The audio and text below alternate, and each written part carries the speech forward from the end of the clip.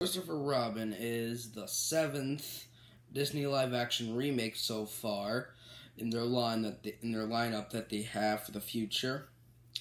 But I'm not counting A Wrinkle in Time because Tron Legacy, because Tron Legacy is a sequel, and A Wrinkle in Time is a remake, but it's a remake of a Disney TV show that came on the channel.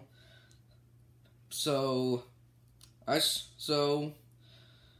yeah, Christopher Robin, I'm gonna have to say, after all these Disney remakes, the live action remakes, they all actually felt like total remakes of like they were trying to be like them, because I didn't like the Beauty and the Beast remake, their last one, because it felt too much like the original, and I think it should have been different, and that's what I kind of think what a remake kind of does. It should be different, or it should have like something new in it. But I did like Jungle Book, and that also kind of but it was actually kind of it actually kind of felt different again. That one felt different, but Christopher Robin actually feels different in this good way, because I felt like it's not a sequel or a remake. It's like its own movie, and it was actually, and I think it did it really well. It didn't feel like I saw another. It didn't feel like a live action remake, because the other ones Alice in Wonderland wasn't really Alice in Wonderland, but Christopher Robin is really different. It doesn't, and it has a really good. Well, I think it was definitely its own thing, because it was more. It's like this. It's a coming of age movie. It's all about Christopher Robin going back to his childhood, and they do it very well with it actually opening with the same kid that's in the same voice actor kid that played Christopher Robin in the show. I looked up because I went on Google to find out if any of the voice actors were in the Winnie the Pooh show. But I think the only one I found so far was actually the kid that played Christopher Robin, and it's the same Christopher Robin from the opening of the movie, which that was good, but I still would have liked if they got the same people back. Even though maybe I don't know, but they do sound the same, but I don't know if I couldn't find them. Maybe I was looking at the wrong page. Maybe I should have been looking at something else. And also another thing I really did like was how they looked. Well, I'm gonna get to that.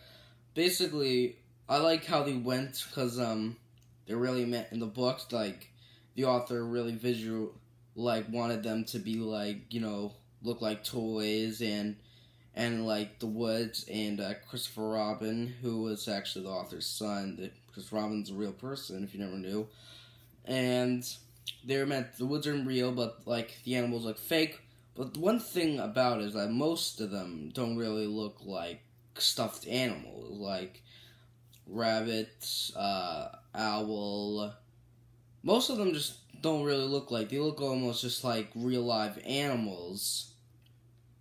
I didn't like that either, and also the atmosphere, I don't know, maybe it was meant to, London made sense, because, it was, because, London, looked misty, but when you get to, down to the countryside, it's still not, colorful, and that kind of does suck it does actually suck the life out of,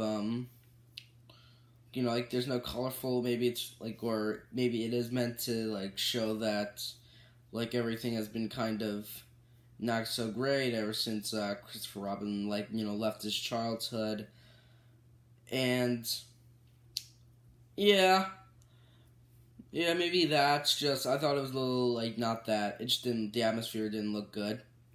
Also, another thing is that it didn't feel rushed, because, the movie is meant to come out on, in next Christmas, December, but I think they did it because they have a lot of movies that are like coming out around November and just like in December, like the Mary Poppins movie, another Wreck-It Ralph sequel, and this Nutcracker movie that actually kind of looks bad. I don't know, it just looks awful, and even the poster looks like something out of those Marvel movies. Like the Marvel posters, whenever they make it, it looks just like that poster. And or I'm saying it didn't feel rushed. It was meant to come out at Christmas, but then it like decided to come out this August, like out of nowhere, like right in the middle of our summer, and it didn't actually disappoint. It didn't feel rushed, and I thought it still worked, and I liked how. I wouldn't say it's the best Disney remake. I did like The Jungle Book, but this is actually. But you know what? I do like this one. This is one of the ones I do like. I do actually kind of like the Alice in Wonderland movie, even though it kind of does miss. But if it's as its own movie, it's actually that was interesting. But I really did like Christopher Robin. I think it was a nice little, comeback to going back. I wasn't probably a huge Winnie the Pooh fan. I mean, I think I did watch Winnie the Pooh, but I think it pulled out very well, and yeah, I think I think it did very well. It didn't feel like a cash in, but even though I didn't get it at first, like it didn't make sense. When I saw the teaser, I was like, wait, what is it? What is it? What is this like a? I didn't get it. I didn't get it at first, but yeah, it's actually worth checking. It's like just see it as its own thing. And if you don't like the Disney remakes, this is actually really good. If you hate them because they're like so the original, I do think they're trying to be the original so much, but I hope you could actually you can go and see if you don't like these Disney live-action movies, and so go check it out. And thank you for watching my videos, everyone, and I'll see you next time. Bye!